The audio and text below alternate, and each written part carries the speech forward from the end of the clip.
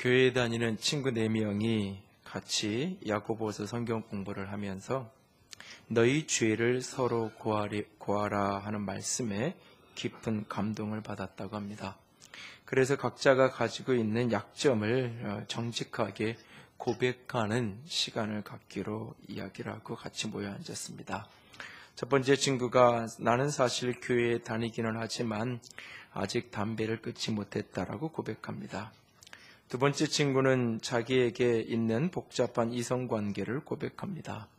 세 번째 친구는 아직 해결하지 못한 어렸을 때부터의 악습 가운데에 하나인 도벽의 습성이 있다고 고백합니다. 사실은 교회에 와서도 슬쩍한 적이 있다고 고백합니다. 그런데 네 번째 친구가 아무 말도 하지 않고 가만히 있는 겁니다. 왜 너만 말하지 않느냐라고 다그칩니다. 자기는 말하기가 굉장히 곤란하다고 발을 뺍니다. 그래서 우리는 다 했는데 너만 안 하면 어떡하냐고 하면서 계속 채근합니다. 할 수 없다는 듯 입을 엽니다. 나의 약점은 다른 사람의 흉이나 결점이나 약점을 알게 되면 떠들고 다니는 게 내 약점이라고 먼저 이야기한 세 사람은 이제 큰일 났습니다.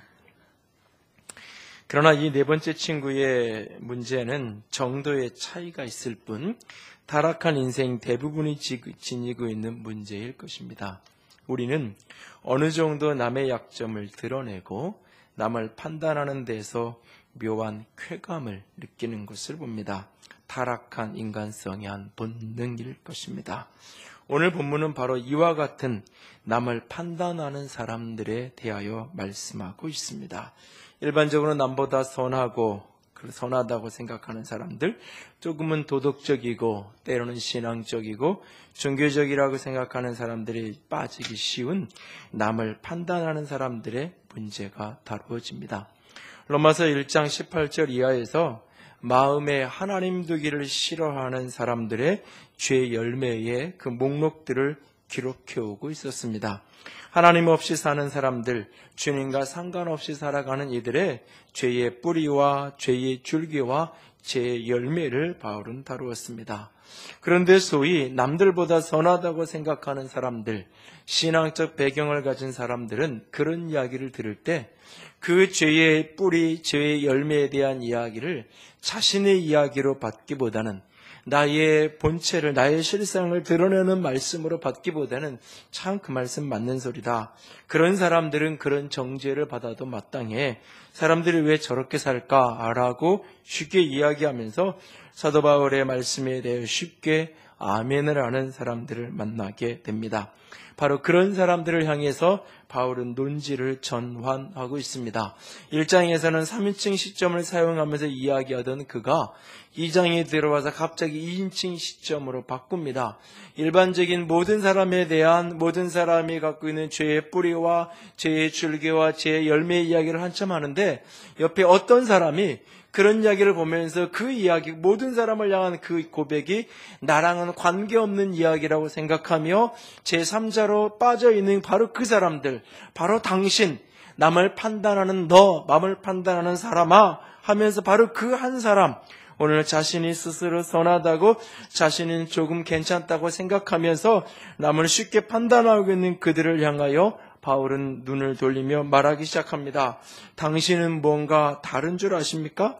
당신은 저들과 본질적으로 당신 자신도 똑같은 죄인이라는 사실을 알고 있나요? 바울은 지금 그 이야기를 하고 싶은 것입니다. 바울은 아직 깨닫지 못하고 있던, 그들이 다 알지 못하고 있던 하나님의 심판, 하나님의 의로운 하나님의 판단에 대하여 그들에게 말함을 통하여서 그들이 자기 자신의 모습을 정직하게 직면하고 하나님 앞에 설 수 있도록 돕기 원하는 것입니다. 오늘 그가 이야기하는 하나님의 판단, 그 판단 어떤 판단인가요? 하나님의 판단은 누구도 피할 수 없는 판단입니다. 의로우신 하나님의 판단 앞엔 그 누구도 내가 하나님의 심판을 피할 줄로 생각하느냐? 3절에 우리에게 말씀합니다. 한번 죽는 것은 사람에게 정해진 것이요 그 외에는 심판이 있을 것이라고 히브리서는 우리에게 말합니다. 어떤 사람도 하나님의 심판을 피해갈 수 없습니다. 그러므로 하나님의 심판, 하나님의 판단은 보편적입니다. 나아가 하나님의 판단은 각 사람에 대한 심판, 절대적이고 개인적인 심판입니다. 우리 각 사람이 자기 일을 하나님께 직고할 때가 올 것이라고 말씀하고 있습니다. 각 사람이 행한 대로 보응하실 것이라고 말씀하고 계십니다. 누구도 대신해 줄 수 없습니다. 내가 어떤 믿음의 가문에 속해 있다고 우리 가문이 한꺼번에 통째로 하나님의 판단대 앞에 서는 것이 아닙니다. 오늘 내가 어떤 교회를 다니고 있다고 해서 하늘의 교회에 속해 있다고 해서 하늘의 교회라는 전체의 그룹으로 내가 하나님 앞에 평가받고 하나님 앞에 판단받아지는 것이 아닙니다. 우리 한 사람은 각 사람이 하나님 앞에 서서 그렇게 자신의 삶을 판단받고 평가받아야 될 때가 반드시 올 것입니다. 이렇게 누구도 예외 없이 각 사람을 판단하시는 하나님의 심판을 어떻게 이겨낼 수 있을까요? 어떤 사람이 하나님의 심판을 견디어내고 하나님의 영광 앞에 설 수 있을까요? 먼저는 하나님의 판단하시는 심판의 기준을 살펴보기를 원합니다. 하나님의 의로우신 그 심판의 기준은 무엇일까요? 첫 번째로 하나님의 심판은 진리대로 되는 심판입니다. 본문 로마서 2장 2절 말씀을 보십시오. 2절 다 같이 읽습니다. 이런 일을 행하는 자에게 하나님의 심판이 진리대로 되는 줄 우리가 아노라. 하나님의 심판은 진리대로 된다. 여기에서 진리라는 이 단어는 거짓이나 불의에 반대되는 개념으로서의 진리를 의미하는 것이 아닙니다. 여기서 진리란 우리가 크리스찬들이 쉽게 이야기하는 성경 또는 하나님의 말씀을 의미하는 그런 의미의 진리를 말하는 것도 아닙니다. 여기서 진리라고 단어를 쓸 때 이 단어는 실상, 실체를 가리키는 것입니다. 현상의 기초가 되는 저 저변에 밑바닥에 깔려 있는 그 실상, 그 실체, 밖으로 드러나서 알려진 그 현상의 기초가 되고 밑바닥에 나타나고 있는 그 실체, 그 실상을 가리켜서 진리라고 말하고 있는 것입니다. 진리대로 심판한다. 하나님은 눈에 보이는 현상만을 가지고 겉모양만을 가지고 판단하지 아니하시고 그 저변에 있는 그 밑바닥에 깔려있는 실상 실체를 보시고 판단하신다. 시편 55편 21절에 그의 입은 우유 기름보다 미끄러우나 그의 마음은 전쟁이요 그의 말은 기름보다 유하나 실상은 뽑힌 칼이로다.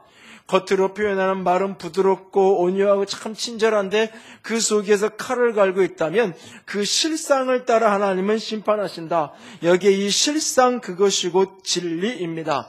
하나님의 판단은 진리대로 실상을 따라 이루어진다는 사실입니다.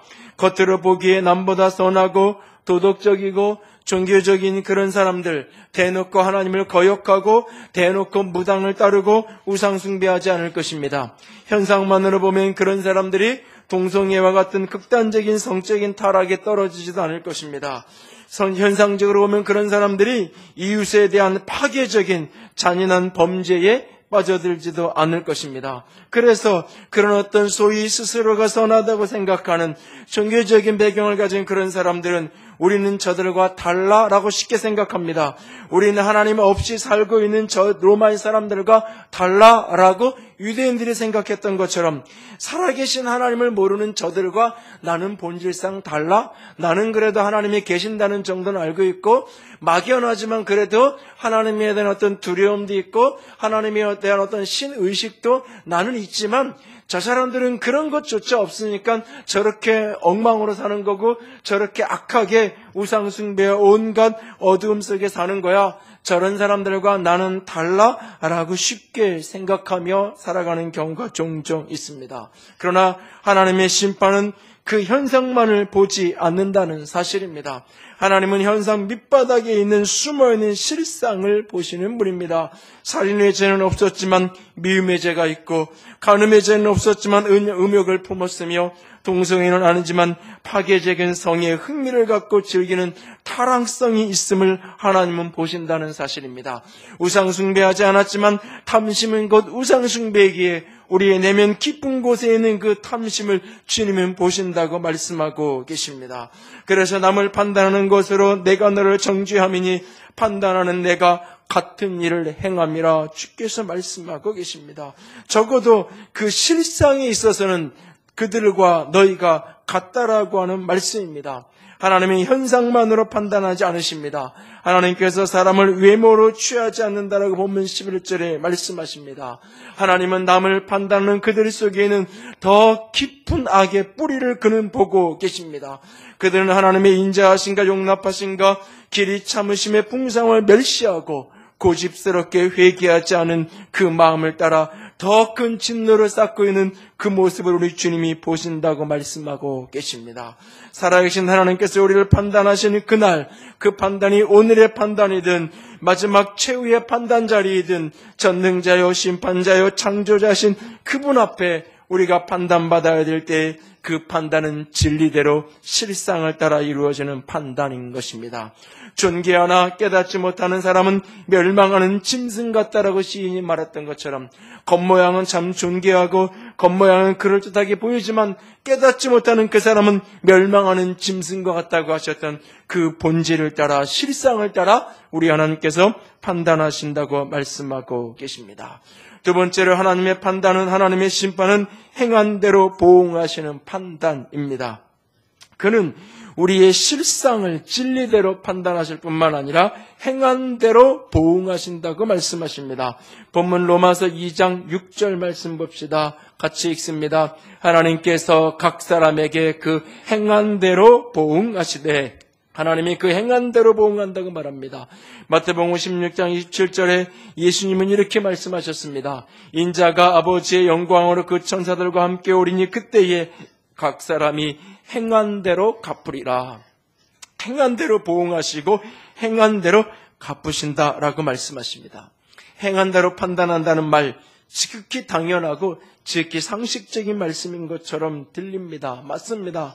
그런데 왜 이 이야기를 그렇게 강조하고 있는 것일까요? 이것은 본문의 1차적 배경이 되었을 아마 유대인들을 잠시 떠올려 보면 조금 더 쉽게 이해할 수 있습니다. 그들은 행함에 대해 상당한 자부심을 갖고 있었던 사람들입니다. 그들이 그렇게 행위에 대해, 자신의 행함에 대해서 상당한 자부심을 갖고 있었던 근거는 여러 가지가 있지만 크게 두 가지라고 말할 수 있는데, 하나는 행함의 표준이 되는 하나님의 거룩한 율법을 그들이 가지고 있기 때문입니다. 그리고 그 율법을 날마다 듣는 분위기 속에서 살아가고 있기 때문입니다. 행함의 표준이 되는 말씀을 가지고 있고 그 행함의 말씀의 표준에 대한 이야기, 율법에 대한 이야기를 늘 듣는 분위기 속에서 살아가고 있기 때문에 그들은 자기 자신이 그 말씀들 율법대로 살아가고 있다고 스스로 착각하게 되어지는 것입니다. 그러나 여러분, 율법을 가지고 있다는 것과 율법을 따라 살고 있다는 것은 전혀 다른 차원의 사건임을 분명히 알아야 합니다. 많은 신앙인들이, 많은 신앙적 배경을 가진 사람들이 쉽게 이 착각 속에 빠져 들어갑니다. 내가 하나님의 말씀인 성경을 가지고 있고 내가 이 말씀을 날마다는 아닌 것 같은가, 일주일에 한 번이라도 말씀을 듣기도 하고 가까이 하기도 하고 그런 분위기 속에서 내가 살다 보니까 내가 그렇게 살고 있는 것처럼, 오늘 내가 말씀대로 살아가야 되는 말씀의 표준을 내가 가지고 있고 이 말씀을 내가 직간접적으로 자꾸 접하고 있다는 것이 내가 마치 그렇게 똑같이 살고 있는 걸로 자기 자신의 실체를 오해하고 착각한다는 거예요. 특별히 우리 시대는 좋은 설교를 즐길 수 있는 시대 속에 살아가고 있어요. 그래서 사람들은 내 삶의 수준이 내가 듣는 설교의 수준이라고 착각하는 경우가 참 많아요. 지독하리만큼 한국의 대표적인 교회에 다니고 지독하리만큼 말씀을 엔조이하는데 삶은 전혀 관계가 없는 사람들을 종종 만나게 되어집니다. 그럼에도 불구하고 자신의 믿음이 자신이 속한 공동체의 수준인 것처럼, 오늘 말씀을 전하는 그 목회자의 말씀을 전하는 그 수준이 내 삶의 수준인 것처럼 착각하고 오해하는 경우가 너무나 많아요. 그래서 나는 이런 목사님의 설교를 듣고 있고 나는 이런 말씀을 나는 이렇게 정기적으로 듣고 있다라고 그것을 마치 자랑거리처럼 사람들은 이야기합니다. 그 수준이 그 수준인 것처럼, 내가 듣고 있는 말씀의 수준이 내가 살고 있는 삶의 수준인 것처럼 착각한다는 거예요. 하나님은 그렇게 우리를 판단하지 않습니다. 말씀 앞에 내 영혼의 울림이 있고 내 인격과 삶의 변화가 일어나지 않는다면 아무리 좋은 말씀을 듣는다고 하더라도 그 좋은 말씀을 듣는 것이 그에게 축복이기보다는 오히려 독이 되고 해가 될 수 있다는 사실이에요. 그 말씀의 수준이 마치 자신의 수준인 것처럼 오해하게 되기 때문에 말씀을 가졌고 말씀을 들었다는 것이 순종의 행함을 결코 보증해 주지 않는다라는 사실입니다. 하나님은 내가 무엇을 들었느냐, 내가 어떤 성경책을 가지고 있느냐, 내가 얼마나 많은 깊이 있는 메시지를 들었느냐를 가지고 나를 판단하는 것이 아니라 내가 오늘을 어떻게 살았느냐를 가지고 우리를 판단하신다고 말씀하십니다. 그래서 본문 12절엔 하나님 앞에서는 율법을 듣는 자가 의인이 아니요 오직 율법을 행하는 자라야 의롭다 하심을 얻는다. 말씀을 듣는 자가 의인이 아니라 말씀을 행하는 자가 의롭다 하심을 얻는다고 말합니다. 하나님은 각 사람의 행한 대로 보응하실 것입니다. 참고 인내하며 선을 행하고 영광과 존귀와 썩지 아니함을 구하는 자에게 영생을 허락하실 것입니다. 선을 행하는 각 사람에게는 영광과 존귀와 평강이 있을 것입니다. 그러나 행한 대로 심판하신 하나님은 오직 당을 짓고 진리를 따르지 아니하고 불의를 따르는 자들에게 하나님의 진노와 분노로 쏟아 부으실 것입니다. 악을 행하는 자의 삶에 그의 영에 환난과 공고가 있을 것이라고 말씀을 우리에게 분명하게 도전합니다. 하나님은 그의 행한 대로 심판하실 것입니다. 그래서 그 행함에 어둠이 있는 자에게 하나님은 진노와 분노로 환난과 곤고로 반드시 보응하신다라고 그렇게 갚으시겠다고 말씀하십니다. 하나님의 심판은 우리의 행한 대로, 하나님의 심판은 진리대로 실상을 따라 이루어질 것입니다. 세 번째로 하나님의 심판은 은밀한 것까지 심판하실 것입니다. 본문 2장 16절 말씀 봅니다. 16절을 다 같이 읽습니다. 곧 나의 복음에 이른 바와 같이 하나님이 예수 그리스도로 말미암아 사람들의 은밀한 것을 심판하시는 그날이라. 링컨은 이런 말을 했습니다. 지하의 거짓은 자란다. 그리고 마침내 폭발한다. 어떤 사람들을 얼마 동안 속일 수는 있지만 모든 사람을 영원히 속일 수는 없다. 하물며 하나님을 어떻게 속일 수 있을까요? 하나님은 항상 이면의 실상을 진리대로 심판하시는 분입니다. 행한 대로 심판하시는 분입니다. 그리고 그의 심판 앞에 감추어지고 숨겨졌던 은밀한 비밀까지 다 드러나게 되어질 것입니다.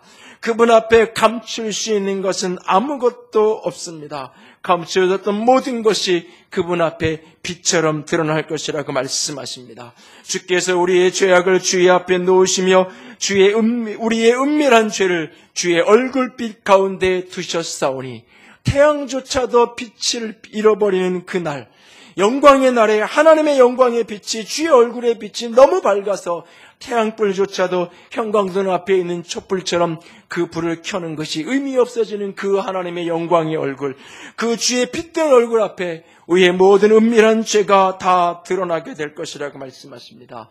그리고 그것을 선악간에 심판하실 것입니다.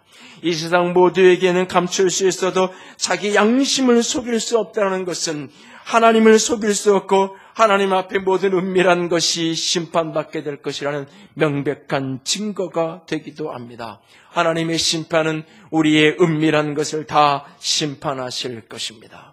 그런데 저는 여기서 이 은밀한 것이라는 말은 단순하게 비밀스러운 것만을 의미하지 않는다고 생각합니다. 그것은 사소하고 작은 것을 의미하기도 합니다. 너무 작고 너무 사소해서 자기가 한 일을 자기 스스로도 기억하지 못하는 그 일.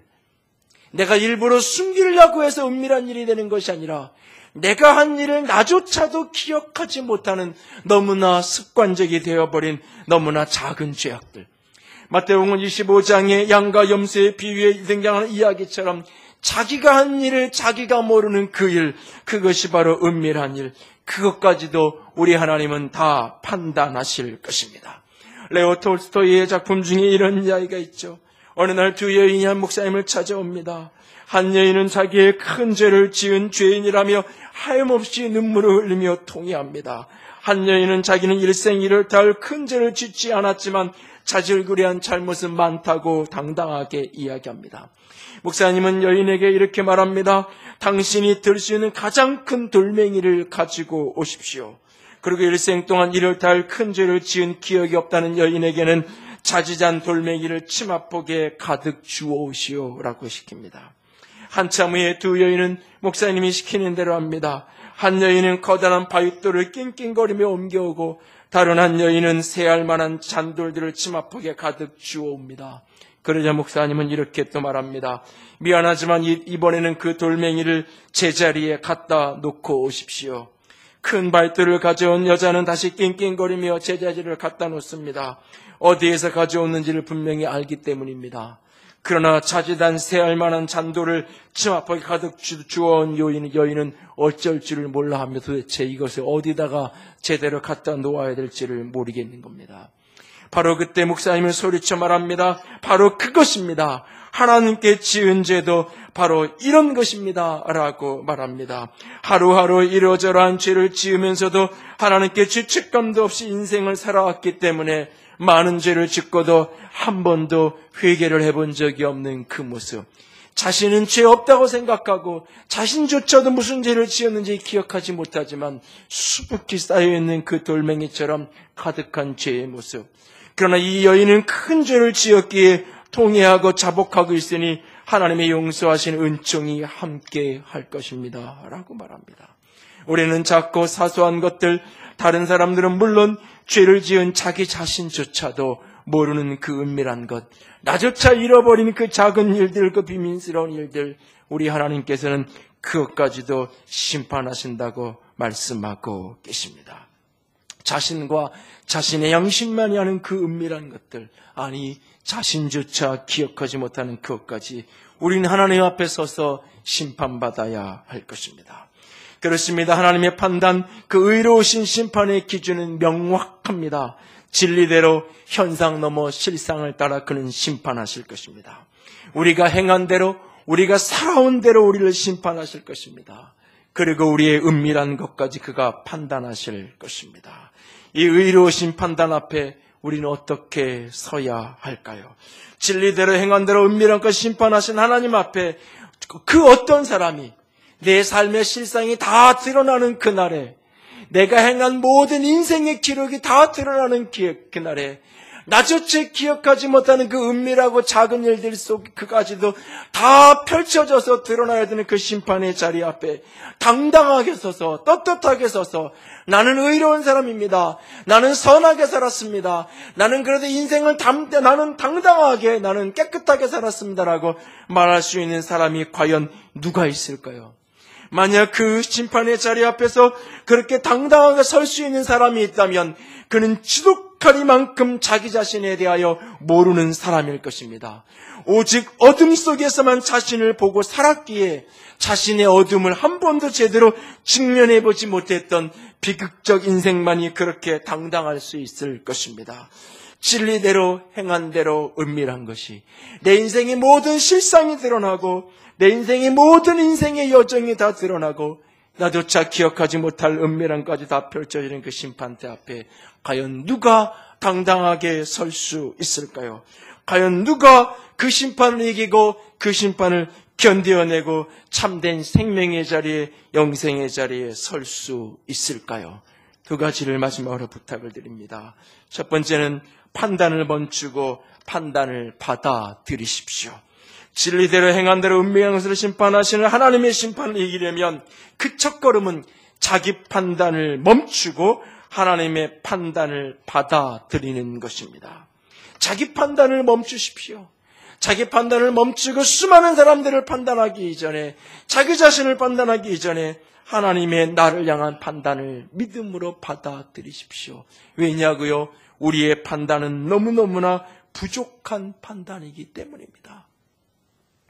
심리학자 크리스토퍼 차브리스와 데니엘 사이먼스라는 사람은 아주 단순한 실험 하나로 아주 유명한 사람이 되었습니다. 그의 작은 이 단순한 실험이 어느 날 UC교에 실리기까지 하고 대부분의 심리학 교과서에 소개될 만큼 권위 있는 상을 수상하기도 했죠.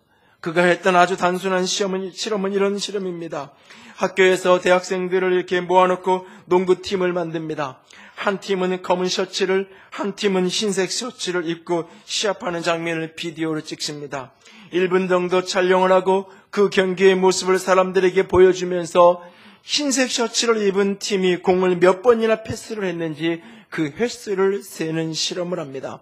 그런데 여기에 한 가지 또 다른 장치를 해두었습니다. 그들이 경기를 할 때 카메라 앞에 학생 한 명이 고릴라로 변장을 시켜서 어슬렁어슬렁 카메라 앞에 걸어와서 대략 9초 동안 가슴을 탕탕 치고는 들어갑니다. 그리고는 이 고릴라가 나온 비디오를 사람들에게 보여줍니다. 그리고 묻습니다. 흰색 셔츠 팀이 패스를 몇 번이나 했나요? 저마다 35번이요, 34번이요 라고 대답합니다. 다시 사람들에게 묻습니다. 혹시 경기 중에 선수 말고 다른 무엇을 본 것이 있습니까? 없는데요. 혹시 고릴라를 본 적이 없나요? 네, 고릴라요? 많은 사람들이 패스를 몇 번 했는지를 세느라 고릴라를 보지 못했던 것입니다.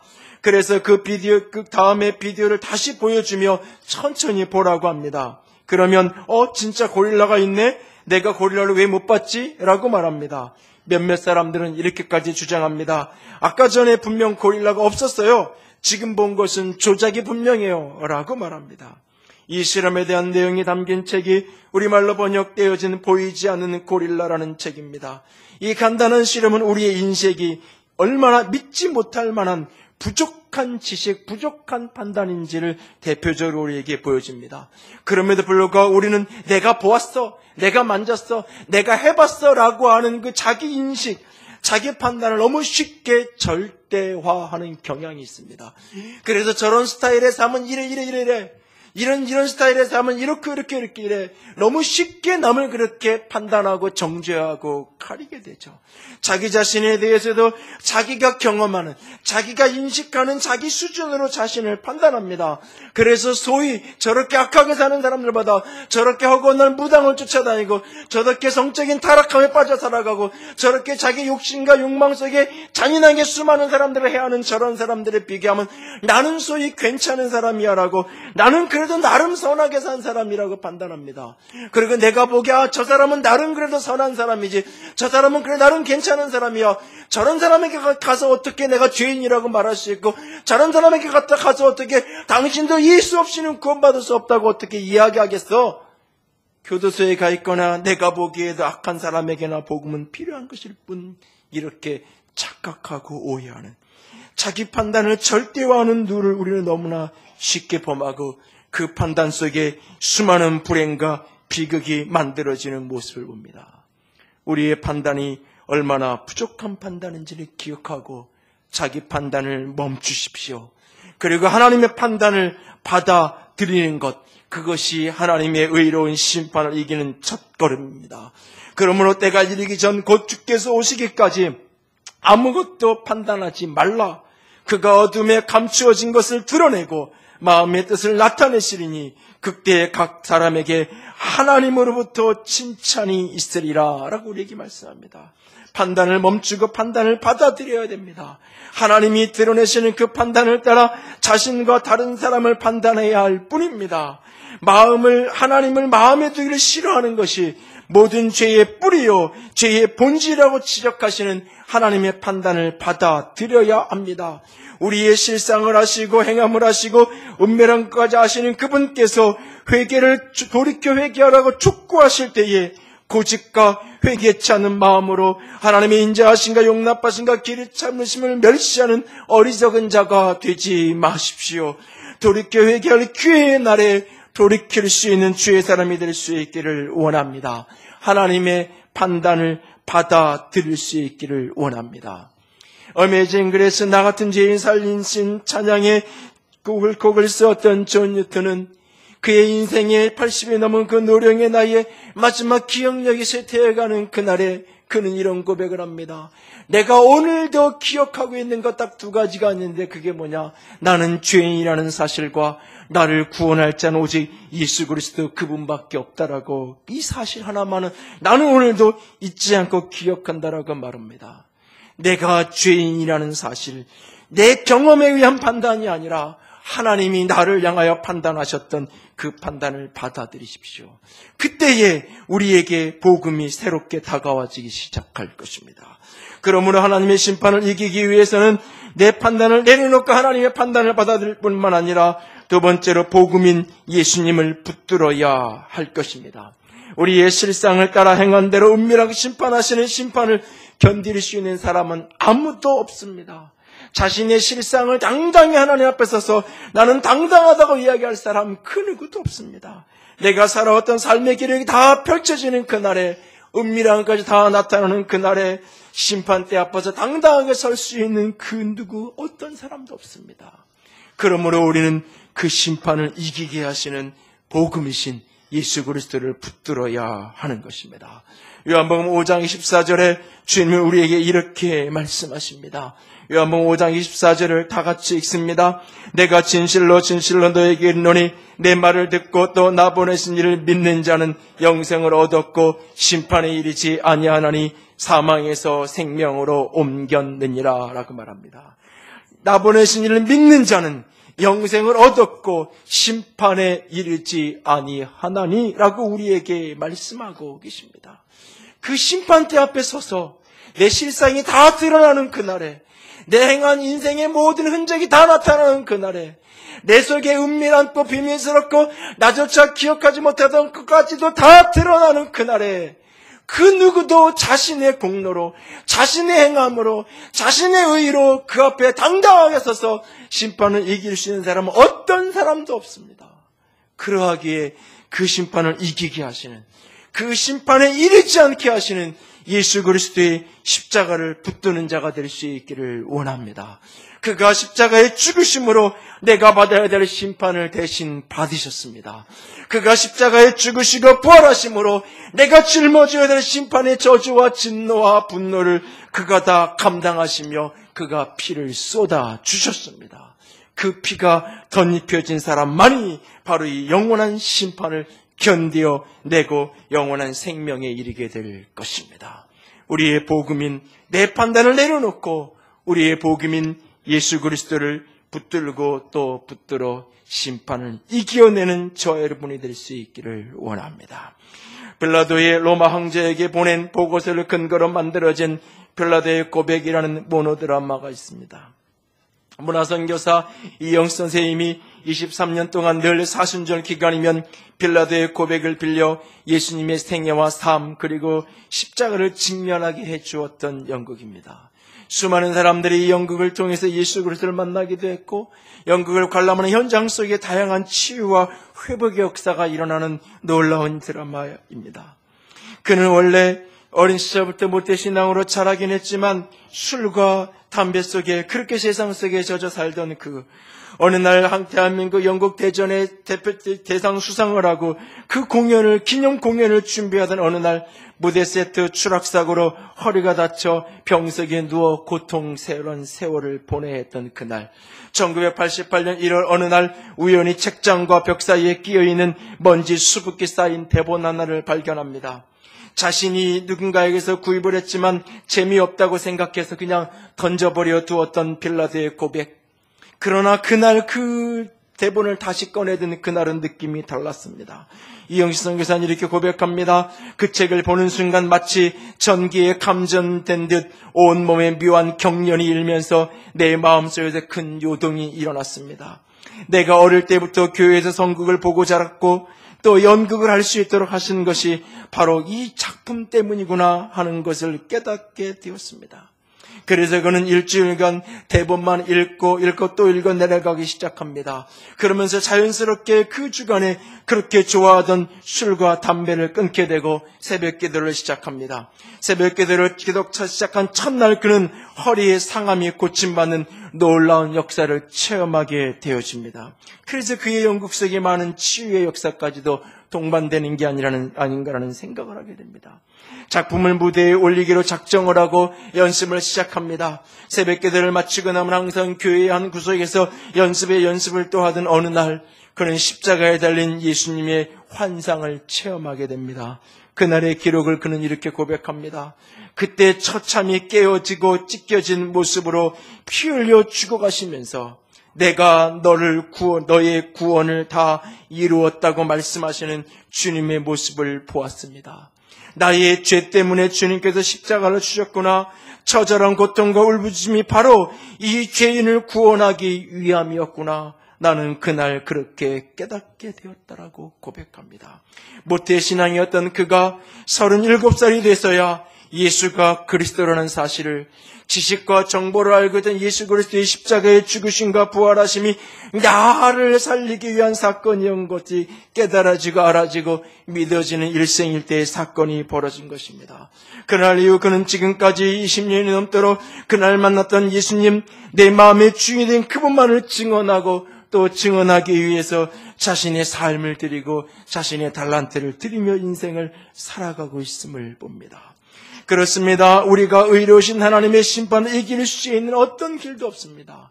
실상대로 심판되어지는 그 자리에, 행한대로 펼쳐지는 그 자리에, 은밀한 것까지 판단받아야 하는 그 자리에 당당하게 설 수 있는 사람은 아무도 없습니다.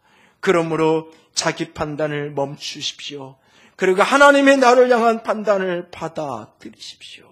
그리고 오늘 복음이신 예수 그리스도의 십자가와 부활을 믿음으로 취할 수 있기를 원합니다. 복음이신 예수님만을 붙들고 또 붙들 수 있게 원합니다. 그의 십자가가 나의 죄로부터 나를 구원할 것입니다. 그 십자가의 보혈이 나를 하나님의 의로우신 심판에서부터 견디게, 심판을 이기게 붙들어 주실 것입니다. 복음이신 예수를 붙들 때에 그 심판의 날 주님이 나를 붙들어 주실 것입니다. 오늘 복음인 예수 그리스도의 십자가와 부활의 복음으로 십자가를, 하나님의 심판을 이길 수 있는 저와 여러분이 될 수 있기를 주님의 이름으로 부탁을